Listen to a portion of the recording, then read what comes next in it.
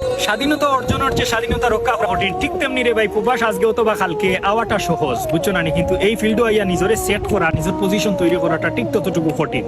এই কঠিন ফিল্ডও নিজরে সেট করতে গেলে দেশটাকে একটা প্রিপারেশন লইয়াও, মেন্টালি ফিজিক্যালি। এক কারিদি এক সপ্তাহ খাওয়া লাগতে পারে, এক কাপড় এক সপ্তাহ ফিন্দা হইতে পারে, নিজের রান্দা শিখিয়াও, এক রুমও 6-7 জন থাকার থাকতে পারার মন মানসিকতা দেশটাকে তৈরি করিয়াও।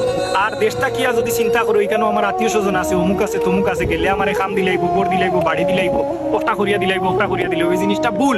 একটা মাথার তাকি ছাড়িয়াও নিজের আত্মবিশ্বাস বাড়াইয়াও যে এই ফিল্ড, এই মহাসমুদ্র আমার নিজেরই পথ পার করিয়া থাকতে হইব, নিজের একলা হাতরাইয়া নিজের পজিশন তৈরি করতে হইব। ইলাখান মন মানসিকতা যদি তৈরি করিয়া আর আইয়াও যদি এখানে তোমার অমুক পাইয়ে হমুক পাইয়ে তোমার হেল্প না করে কিংবা ফ্যামিলির কেউ তোমার সাপোর্ট না দে, কষ্ট লাগতো না, কারণ তোমার মানসিকভাবে প্রিপারেশন আগে তাকি নেওয়া।